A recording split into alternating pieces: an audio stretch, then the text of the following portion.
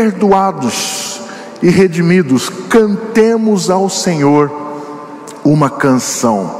Este é o tema desafiador, um tema lindo também, e que também nos empolga, nos motiva a vivermos uma vida de adoração, de devoção ao nosso Deus, porque nós fomos perdoados e redimidos. Nós temos motivos para cantar ao Senhor. E o texto é Apocalipse 5:9, né? Mas eu vou ler a partir do versículo 5, junto com os irmãos.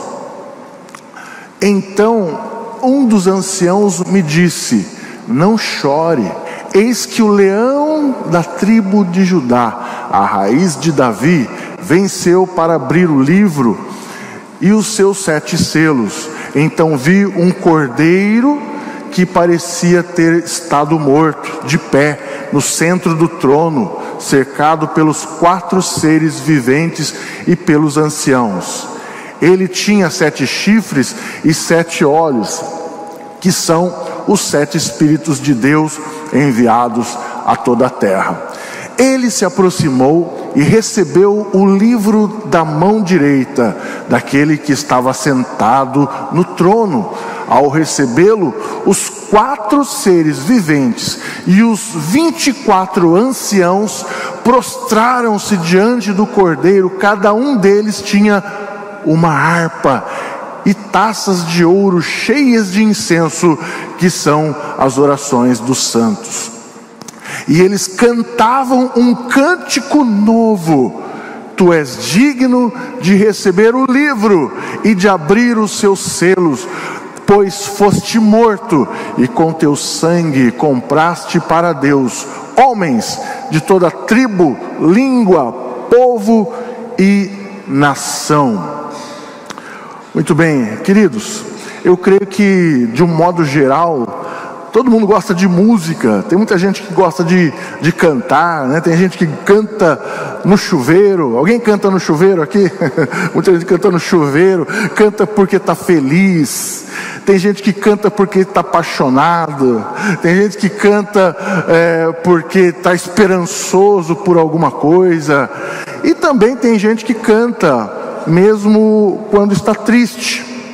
Mas tem um canto que é diferente de todos os cantos. É o canto dos perdoados e dos remidos. É o cântico daqueles que foram perdoados, daqueles que foram comprados para a liberdade. É um canto diferente de todos, conforme nós lemos aqui em Apocalipse capítulo 5. Eu me lembrei de um hino que nós cantamos, que diz assim: ó, ensina um novo canto dos remidos lá do céu. Quem lembra? Ó, ensina um novo canto dos remidos lá dos céus, e ao seu povo para louvar-te, bom Deus. Eu não lembro muito bem a melodia. Mas é o canto lá do céu. Há uma poetisa cristã britânica do século XIX, Christina Rossetti. Ela disse o seguinte: o céu é revelado à terra como a pátria da música.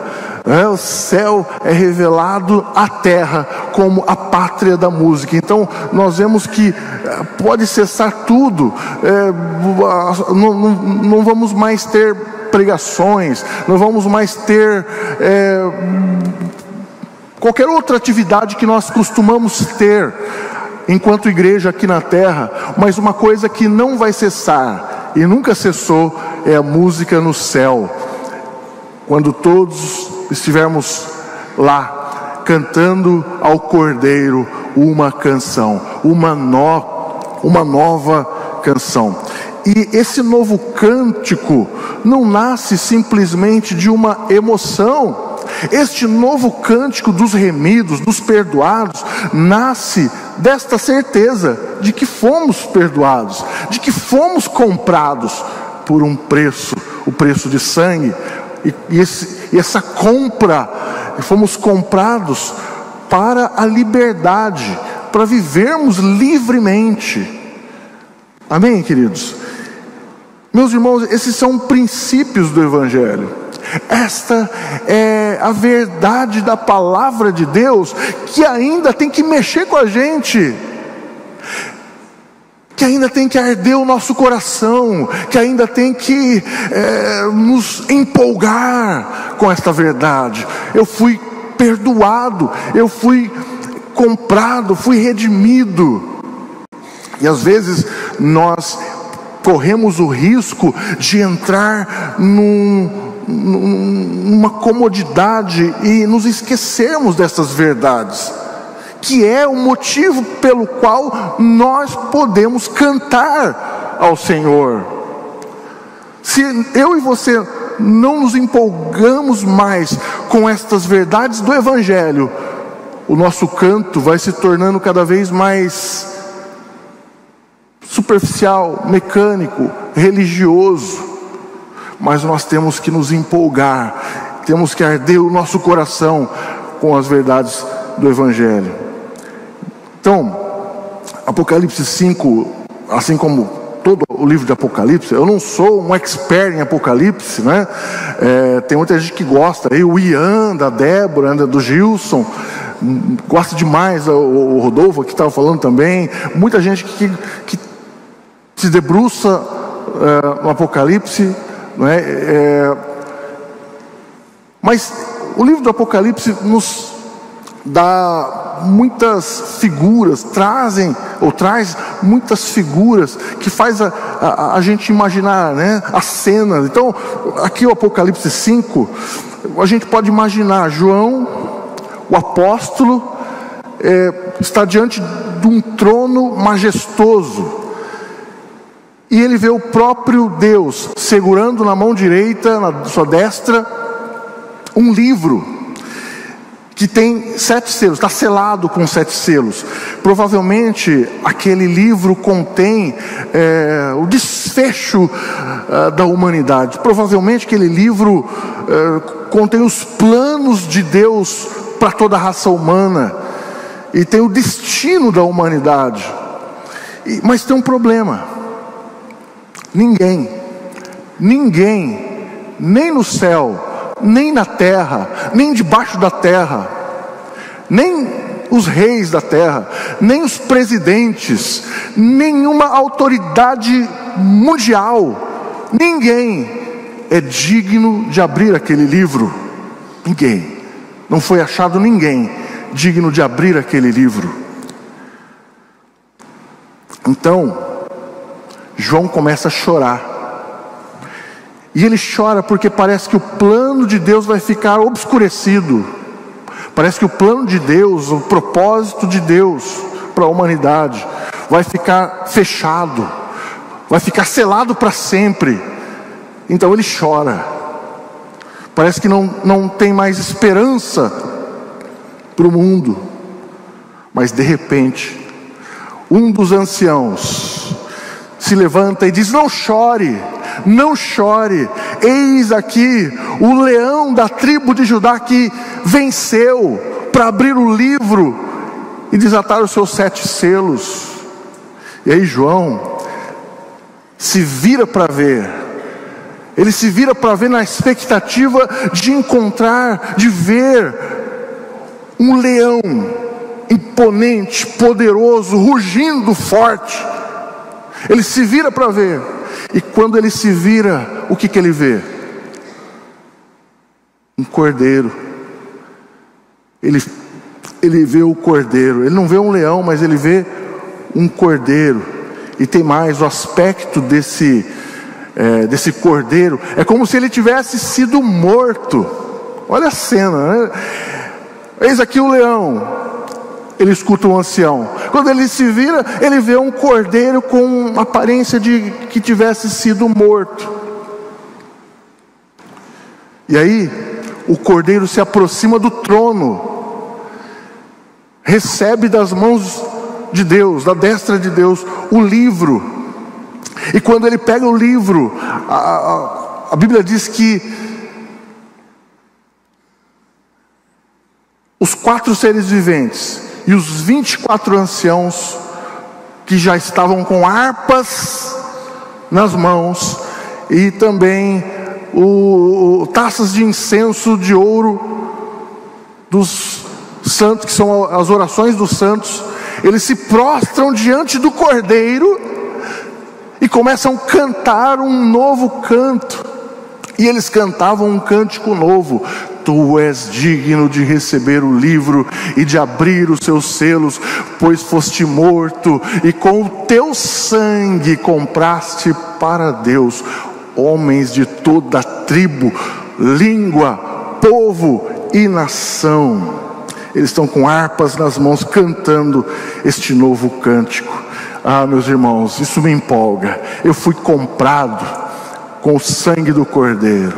Você foi comprado, minha irmã, meu irmão, com o sangue do Cordeiro. Aleluia. Isso tem que arder no nosso coração. Isso tem que ser o motivo da nossa canção eternamente.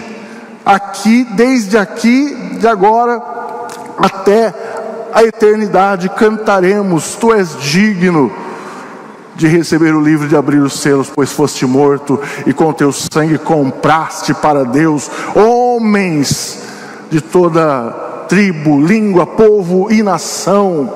Não é mais uma exclusividade de um povo, mas é o evangelho que é pregado em todo o mundo para a salvação de todo aquele que crê, que se render, que se entregar. E é motivo de nós cantarmos.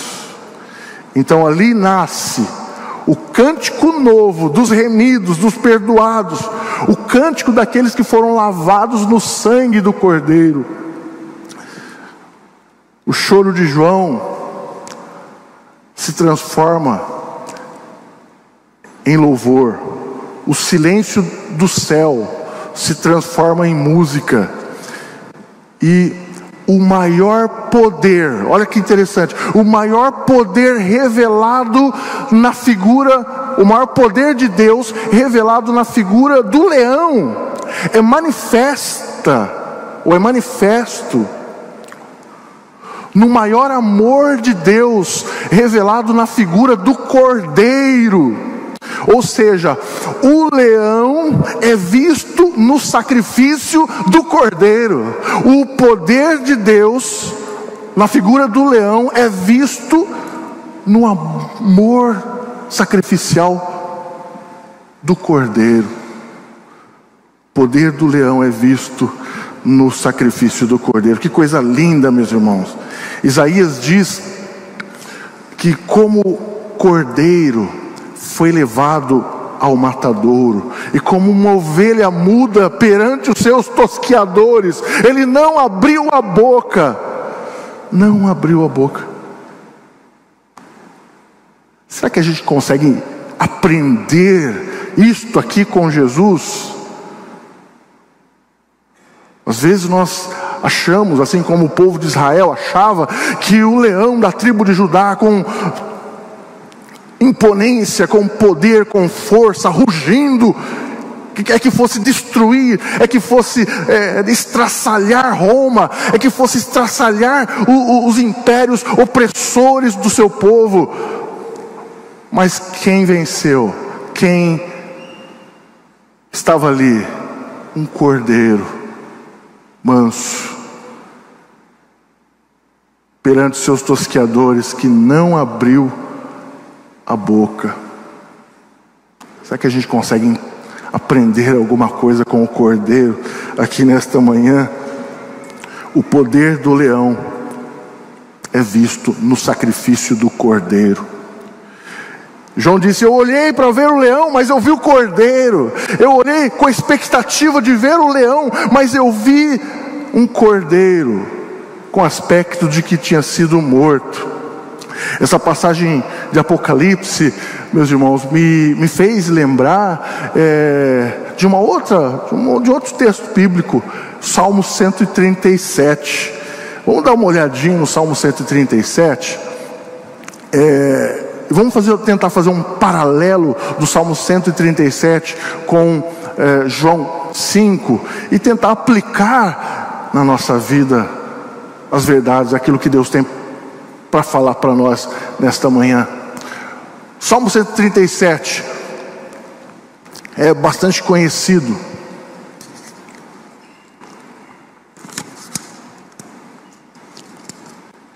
Junto aos rios da Babilônia, nós nos sentamos e choramos com saudade de Sião. Ali, nos salgueiros, penduramos as nossas harpas. E ali, os nossos captores pediam-nos canções, os nossos opressores exigiam canções alegres, dizendo: cantem para nós uma das canções de Sião. Como poderíamos cantar as canções do Senhor numa terra estrangeira? Esse texto é interessante, não é? Aqui também tem choro, aqui também tem pessoas abatidas, aqui também tem harpas, mas só que elas estavam penduradas nas árvores, nos salgueiros, porque eles não tinham mais ânimo para cantar, não tinham mais força para cantar. Então há momentos, em primeiro lugar, em que queremos pendurar as nossas harpas. Que momentos são esses? Aqui o povo de Deus estava exilado, cativo na Babilônia, uma terra estrangeira, no meio de um povo idólatra, numa cultura completamente contrária à vontade de Deus, completamente contrária aos propósitos de Deus. Um povo com costumes dos mais abomináveis, aquele povo, o povo babilônio. E aí o povo de Deus foi deportado para lá, foi exilado para lá. E o tempo foi passando. À medida que o tempo ia passando, a esperança ia se esfriando, ia se esgotando a cada dia ali na terra da Babilônia. E o salmista descreve essa tristeza. Junto aos rios da Babilônia, nós nos sentamos, nós choramos com saudade, nos lembrando de Sião. Estamos longe, muitos vamos morrer aqui em Babilônia, não vamos voltar, como de fato muitos morreram em Babilônia. E uma outra geração nasceu na Babilônia, que nem sequer conheceu Sião, nem sequer conheceu Jerusalém, nem sequer conheceu o templo em Jerusalém. E aqui o povo está chorando, angustiado, com a sua esperança enfraquecida, lembrando de Sião. Não sei, talvez hoje você esteja como aqueles exilados, cansado, desanimado, o tempo passa e as coisas talvez são difíceis e a gente acaba tendo a nossa esperança sendo abalada, nossa fé, e lembrando daquele tempo que a gente um dia pôde cantar, mas hoje não é como aquele tempo, hoje não é mais aquela situação, não é mais daquele jeito, e nós não temos mais ânimo, não temos mais força para cantar. Cantar, que eu digo, é estar na presença de Deus, é adorar a Deus, ser igreja com a igreja, estar com o povo de Deus. Não temos mais forças, não temos mais ânimo. A situação hoje mudou. Mas o mesmo Deus que devolveu o cântico a Israel, É o mesmo Deus que colocou uma nova canção nos lábios dos redimidos. É o mesmo Deus que quer colocar uma nova canção no nosso coração, nos nossos lábios. Oh, meus irmãos, o Senhor está nos lembrando de que há razões, há motivos para nós cantarmos. Se você pensar, se você refletir, se você meditar na sua vida, há motivos para cantar, há razões para cantar. E porque há razões para nos alegrar, há motivos para você se alegrar. Eu não sei se você vive tempos difíceis na sua vida, mas mesmo em tempos difíceis, nós somos desafiados, como o povo lá às margens do rio da Babilônia era desafiado a cantar uma canção. Mesmo em tempos de adversidades, podemos também cantar um cântico novo, nos alegrar na presença de Deus, nos alegrar com as coisas de Deus, nos alegrar com os céus, nos alegrar com a palavra que nos enche, que nos motiva, que nos levanta. Então Tiago diz o seguinte, eu acho que eu não coloquei o Tiago aqui, mas Tiago 5,13: entre vocês há alguém que está sofrendo, então que ele ore. Entre vocês há alguém que se sente feliz, que está feliz, faça o quê? Quem sabe? Tem alguém feliz? Cante louvores, cante louvores. Tem alguém feliz? Cante louvores. E como eu disse, há motivos para nos alegrar na presença de Deus. A Bíblia diz que na presença de Deus existe abundância de alegria. Então se há alegria, há cântico. Se há alegria, há música, há festa. Eu me lembro quando o filho pródigo voltou à casa do pai, o pai o recebeu com música, com dança, com cântico, com abraço, com beijo, com presentes. Então na presença do pai há alegrias. Então se alegre, não deixe que as adversidades, as lutas da nossa vida, que fazem parte delas, venha nos impedir de cantar, venha nos fazer pendurar as nossas harpas nos salgueiros, nas árvores. E segundo ponto que eu quero ressaltar com os irmãos: cantar em terra estranha é o desafio da nossa fé. Veja o texto, versículo 3, se você está com a sua Bíblia aberta.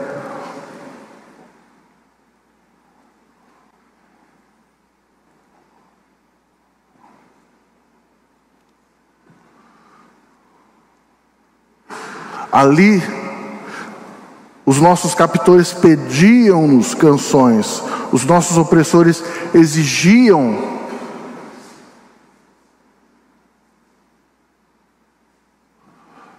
canções alegres, dizendo: cantem para nós uma das canções de Sião. Como poderíamos cantar as canções do Senhor numa terra estrangeira? Terra estrangeira, para nós, representa para nós as condições que não são favoráveis. Terra estranha ou terra estrangeira são situações difíceis que nós vivemos na nossa vida. São terras estrangeiras nas quais nós somos submetidos muitas vezes, em muitas situações. Seja um luto, seja uma perda, seja uma decepção, seja uma enfermidade, até a falta de emprego, problemas financeiros, seja o que for. São terras estrangeiras que tentam nos parar de cantar e pendurar as nossas harpas. E muitas vezes ali nós penduramos as nossas harpas. Muitas vezes ali nessa situação, naquela condição, nós penduramos as harpas. e esfria, e o nosso coração se esfria, e o nosso coração se endurece, o nosso coração perde a motivação, perdemos o brilho nos olhos, o nosso coração não arde mais pelas coisas de Deus, pelas coisas dos céus, não arde mais pelas coisas espirituais. Perdemos o ânimo para cantar, para adorar, para estar com o povo de Deus.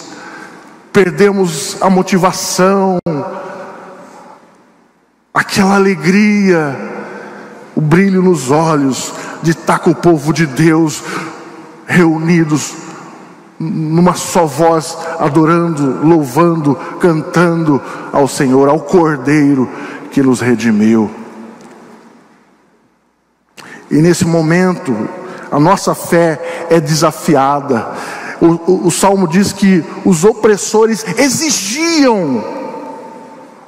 A ideia aqui da palavra é forçavam que eles cantassem. Era como se eles estivessem dizendo assim: cantem agora, quero ver.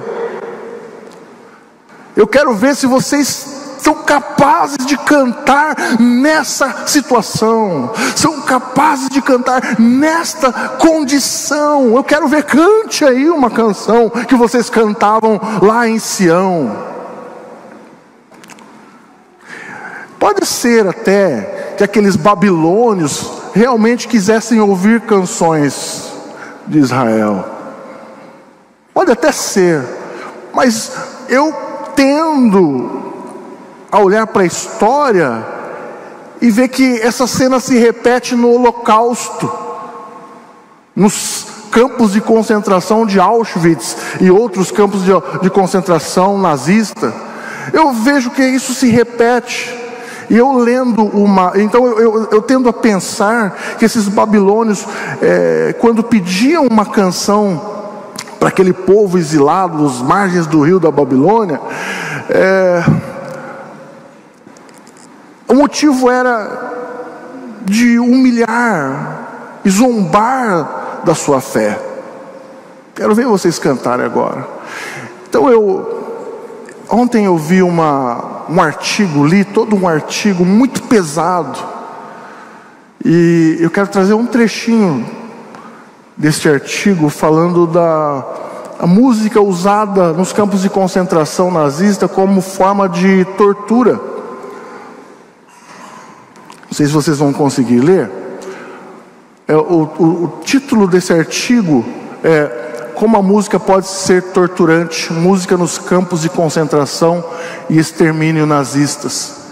Em 1937, em Sachsenhausen, é um outro campo de concentração, o guarda da SS, Jacob Weisborn, forçava os prisioneiros judeus a carregar grandes pedras do porão para a casa da SS.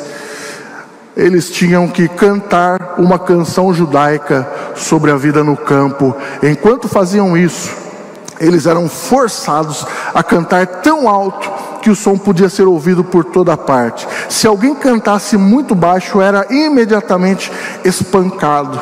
A intenção era combinar, preste atenção, a intenção aqui no campo de concentração Sachsenhausen era combinar o trabalho pesado e o canto forçado com a humilhação e o escárnio públicos.